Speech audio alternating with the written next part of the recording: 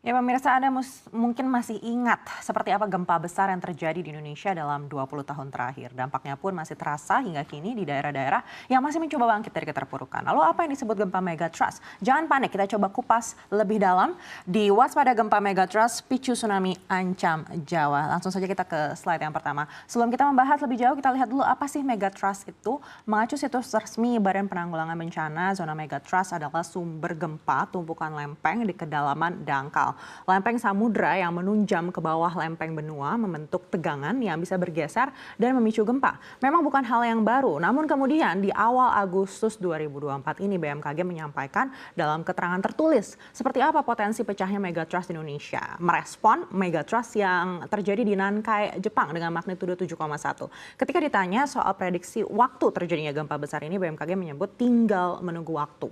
Apa alasannya BMKG menyebut begitu? Karena ternyata kedua segmen megatrust yaitu Selat Sunda dan Mentawai Siberut ini sudah ratusan tahun belum terjadi gempa besar. Ratusan tahun katanya. Indonesia saja baru 79 tahun merdeka. Artinya selama kemerdekaan Indonesia ini memang belum pernah terjadi gempa besar di dua segmen tersebut.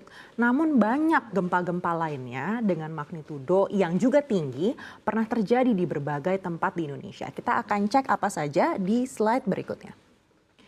Kita akan tarik mundur ke 20 tahun yang lalu ketika terjadi gempa besar menghantam Provinsi Daerah Istimewa Aceh pada 26 Desember 2004. Ini kita bisa lihat fotonya ya yang cukup terkenal di saat terjadi gempa dan tsunami Aceh waktu itu.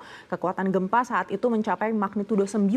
Kala itu yang terjadi adalah runtuhnya megatrust Sumatera sepanjang 1.300 km. Retakan besar ini menyebabkan terangkatnya dasar laut lebih dari 20 meter dan akhirnya memicu tsunami dengan ketinggian hingga 30 meter. Bencana itu menelan korban jiwa hingga 283.000 orang dan lebih dari 14.000 orang dinyatakan hilang. Lebih dari 1 juta orang mengungsi akibat bencana yang disebut banyak orang sebagai bencana terbesar selama Indonesia merdeka. Berikutnya kita akan lihat di gempa bumi Sumatera pada tanggal 28 Maret 2005. Pusat gempa di 30 km di bawah permukaan Samudra Hindia, 200 km sebelah barat Sibolga, Sumatera Utara. Waktu itu gempa berskala magnitudo 8,6. Tadi kita lihat di Aceh 9 ya. Nah, kali ini getarannya terasa hingga Bangkok, Thailand. Gempa ini masuk dalam daftar 20 gempa bumi terkuat sepanjang sejarah. Total korban tewas saat itu adalah 1.314 orang tersebar di Pulau Nias, Simeluwe, Kepulauan Banyak, dan Meulaboh. Setelah gempa di Sumatera ini, setahun kemudian terjadi juga gempa di Yogyakarta, lalu di 2009 gempa di Padang, dan juga di Jawa Barat tahun 2017. Tapi kita akan lompat ke gempa Palu yang waktu itu kekuatannya juga cukup besar. Kita akan lihat di slide berikutnya. Setelah beberapa tahun dilanda gempa, di 2018 ini terjadi lagi gempa yang berada di atas magnitudo 7,4 melanda Sulawesi Tengah. 2.000 orang tewas dan 670 dinyatakan hilang.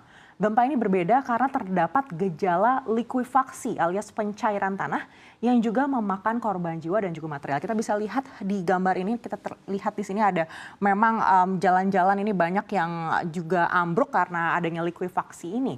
Lalu gempa berikutnya adalah di tahun 2023 alias di tahun lalu yang terjadi di Kepulauan Tanimbar, Maluku. Kekuatannya tahun lalu itu magnitudo 7,9 yang juga disebut sebagai gempa terkuat di sepanjang 2023.